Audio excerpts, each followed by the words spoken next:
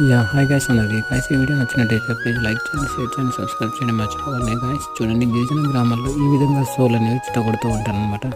అయితే గైస్ వీళ్ళ కష్టానికి మాత్రం మీరు ఒక లైక్ కానీ షేర్ కానీ సబ్స్క్రైబ్ చేయడం అయితే మర్చిపోకండి.